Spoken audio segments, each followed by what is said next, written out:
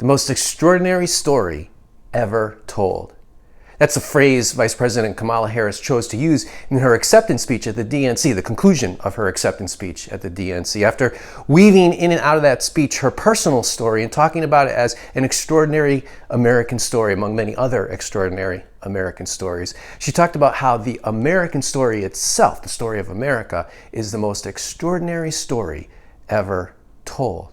I don't think that she or her speechwriters put that phrase in there by accident. I think they intended to use it not because they're trying to argue that America's a Christian nation or because they're making a theological point, but simply because it resonates with people in a very powerful and positive way, because it calls to mind, it conjures up another very similar phrase, the greatest story ever told, which happens to be about Jesus. That phrase is often applied to the life story of Jesus. And because for many Americans still, that has a very powerful positive resonance, I think they were trying to use the phrase, the most extraordinary story ever told, for rhetorical effect. It helped to enhance the rhetorical flourish of her conclusion. The most extraordinary story ever told. I recently caught part of an interview that Joe Rogan did with Jordan Peterson, where he was talking about the greatest story ever told. He was talking about the story of Jesus, and in particular, his death. And while I can't do this as brilliantly or eloquently as Jordan Peterson did, what he was talking about is that Jesus is in his death especially, the tragedy of his death, the Jungian archetype of sacrificial love, of self-sacrifice. I don't think I've ever heard Jordan Peterson talk where he hasn't referred to Jungian archetypes. He loves the famous psychologist Carl Jung and his theory on archetypes, and at least every time I've heard him, he's brought it up. If you've ever heard him where he hasn't talked about Jungian archetypes, I'd love to know. Anyway, every time I listen to Jordan Peterson, he talks about Jungian archetypes, works them in one way or another. And in this interview with Joe Rogan, he was talking about Jesus as the Jungian archetype, the kind of original from which all else are copies. All other stories of sacrificial love, self-sacrifice kind of point to this one story. And the rationale he gave, again, I can't make this argument as brilliantly or eloquently as Peterson did, but the rationale he gave for saying that Jesus' story, his death, is the Jungian archetype is because of the tragic nature of it, because it's the most tragic story, most tragic ending ever told. And this is how he framed it. He talked about how Jesus isn't just any ordinary human who's put to death. He is the best of human beings. And the way he's put to death is the most humiliating, not to mention excruciating ways possible, the most demeaning ways, debasing ways possible. So he's suffering the ultimate injustice. Here, the best of human beings is suffering the most innocent. He's one of the most innocent people, the most innocent people to walk the face of the earth, at least according to the story in Peterson's mind. But he suffers the greatest of indignities, the greatest of injustices. And it's the tragic nature of that makes it the Jungian archetype for sacrificial love, what Jesus does on the cross. I think Peterson is exactly right about that. Well, my sense is, listening to Peterson over the years, that he doesn't believe the story of Jesus is historical fact, that it's literally God incarnate in Jesus. He's thinking of it more as an archetype, more as a myth in a positive way, not pejorative way, but mythology in a positive sense. I don't think he believes that it actually was God incarnate. But regardless, whether he does or whether you do, whether you think it's fact or fiction, I think he's right that the extremes involved in Jesus' death, the fact that he's the greatest of human beings being put together in the most horrific way at that time, suffering the ultimate indignity, the most innocent of human beings ever to suffer the ultimate injustice, the tragic nature, the tragic extremes of his death, of his ending, make it the greatest story ever told when it comes to making the ultimate sacrifice for other people.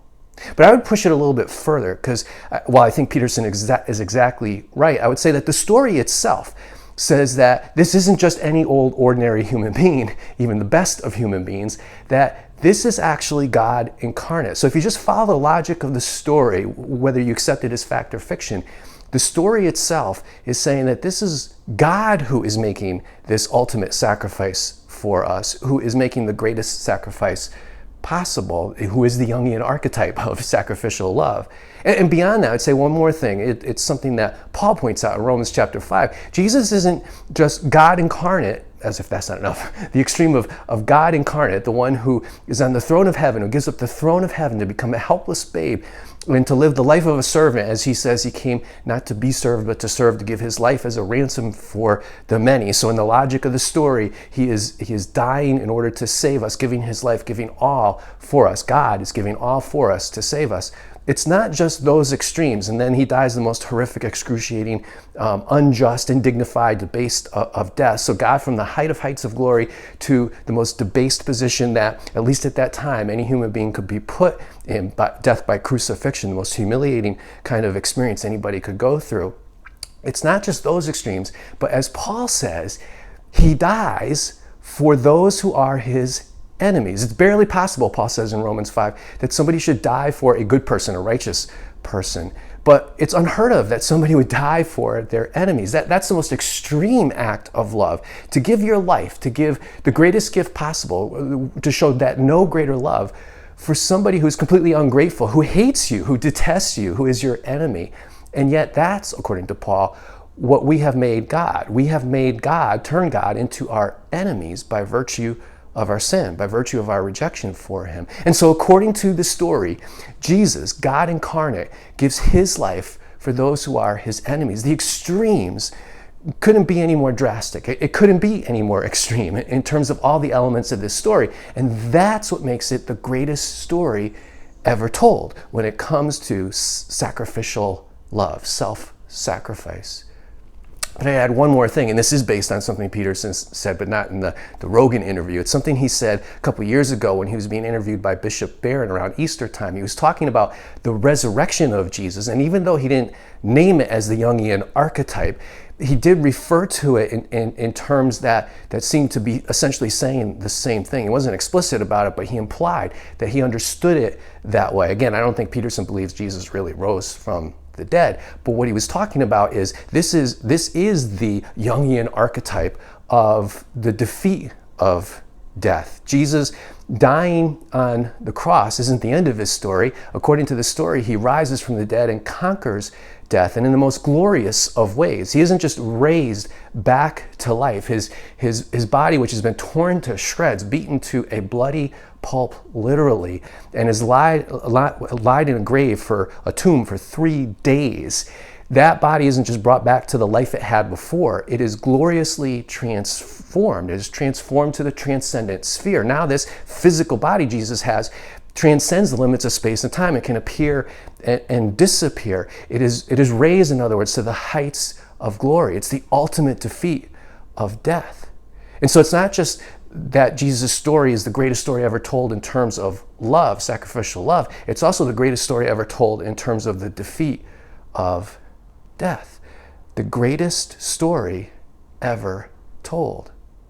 The two biggest things that we as human beings face in life, the two most profound realities, one's really good, one's really bad, are love and death, as many people have said, from poets to prophets to philosophers, that love is what makes the world go round. You would be hard-pressed to find a human being who doesn't think that if there is some meaning to life, deep down, it has to be found in love. Love is what makes life meaningful. It's what makes it worthwhile. It's what we center our lives around. In fact, if there is some kind of ultimate reality, love has to be the thing that points to it. The essence of that ultimate reality has to be love. And death is our greatest enemy, our greatest nemesis. And it's not just that it's the ultimate unknown, so it's our greatest dread, our greatest fear, because nobody knows what's going to happen beyond death. In fact, people who tell you that they're okay with death, that they have no fear of it, are lying to you, because you can't not fear that unknown. Nobody knows for sure. Even people who've had near-death experiences, you don't know whether that near-death experience was a reality or just a figment of your imagination, a delusion created in the process, the biochemical reaction of your body to the dying process. Nobody knows for sure. So death is our greatest enemy, our ultimate fear. And as many psychologists have argued, it's that fear of death, or the denial of it, the repression of that fear, that is at the heart, the source of so many other psychological and human ills. Everything that we do, often subconsciously, everything we do in having like a profound distrust of the other, all our angst and anxieties that we act out of that cause us to do things as maybe benign, quote unquote, as gossiping or as terrible as doing actual violence to another person. Everything from that we find so intractable in our lives, things from racism to war, things that human beings just can't seem to extricate themselves from, that we seem to be enslaved by. Many modern psychologists argue that that's all rooted in that fear of death, or at least the denial of the fear, living in denial of it. It all kind of comes out of that. So death is our greatest enemy.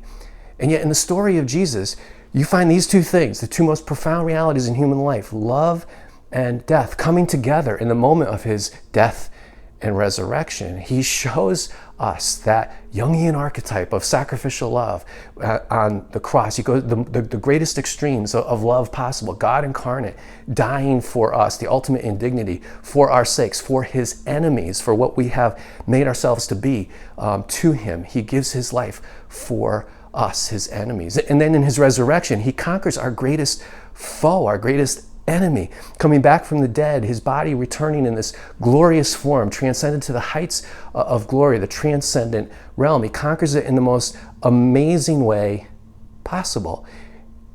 The greatest story ever told. If you think about the nature of God, what God by definition is, or at least foundationally has to be, the two greatest attributes, the two most essential attributes of God are being all good and all powerful. That's why when people bring up the biggest problem of faith, the biggest obstacle that people have to believing in God, especially a good and all powerful God, it's these two attributes that they point to when they question God in light of suffering, in light of evil. These are like the two basic things that God has to be God. He has to be all good and all powerful. And yet what you find in Jesus' death and resurrection is God expressing those two attributes in the most perfect way possible. In the extremes of the story, this greatest story ever told, he expresses those two attributes as perfectly, as completely, as fully as God could. On the cross, he expressed his perfect goodness, his perfect love, by giving himself completely to us. There is no greater love that he could show us. And then in the resurrection, he conquers our greatest enemy. There is no greater power that God could exercise on behalf of humans. Obviously, God can exercise power in other ways, but for us, for our sake, that is the greatest exercise of power, to defeat our enemy and to utterly vanquish it in the way Jesus does on the cross. That's what makes this story the greatest story ever told. It takes the two greatest realities of human life, love and death, and addresses them in the most profound way possible, the most complete and perfect way possible. And in the process, it expresses the most essential things that are about the nature of God. It reveals, it displays his perfect goodness, his perfect love, and his perfect power in the most complete way possible. The greatest story ever told.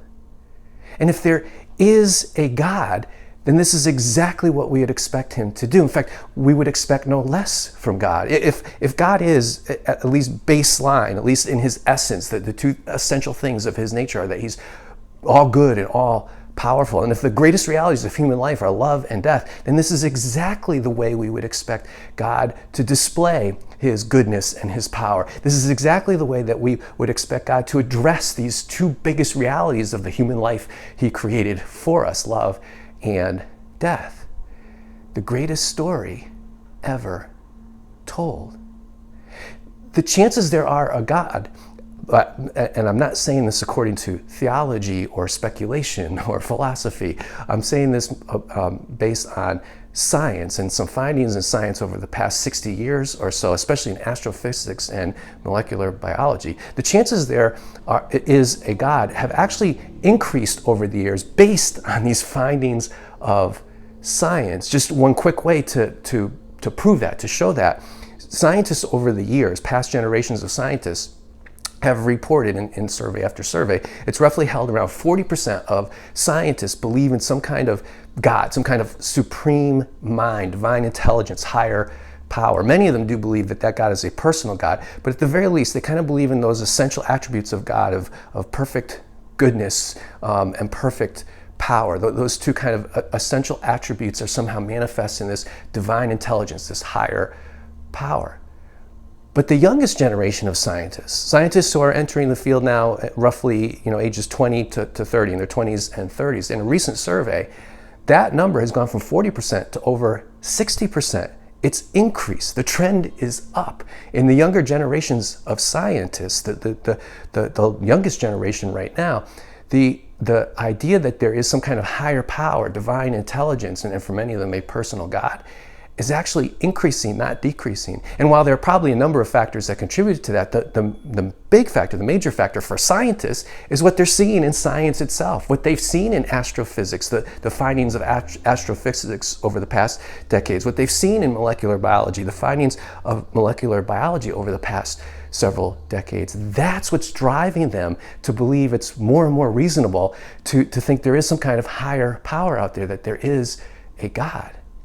And if there is a God, if it's reasonable to think that there's a God, then it's also reasonable to think that this is how he would reveal himself in this greatest story ever told, in Jesus, the greatest story ever told. I don't know if Kamala Harris is right about America, the story of America being the most extraordinary story ever told. I'd like to think so, but I don't know about that. But I do know that the greatest story ever told, whether you accept it as fact or fiction, is the story of Jesus. When it comes to sacrificial love, he is the Jungian archetype of self-sacrifice. When it comes to the defeat of death, his resurrection is the greatest story we tell about the utter vanquishing of death. And if there is a God, and if it's more and more reasonable to presume that there is, in fact, if it's more reasonable, as the younger generation of scientists would indicate, if it's more reasonable to think there is a God than not, then the story of Jesus, this greatest story ever told, is exactly the way we'd expect him to reveal himself to us, to display his perfect power and his perfect goodness, to address the two biggest realities that we face in love and in death, and to deal with them in the most complete, perfect way possible. And therefore, I would submit to you that this isn't just the greatest story ever told, the most beautiful story humans tell, but that it is also the truest story ever told. So what do you think about this greatest story ever told? Do you think Jesus' story is that the greatest story that human beings have ever told, fact or fiction? And do you think that because it is, that says something about the truth of it? Do you think because it is the greatest, the most beautiful story, that it is actually true as a result? I'd love to hear your comments on that. You can go to the Contact EJ page of the Raising Jesus website and leave them there. I look forward to hearing from you.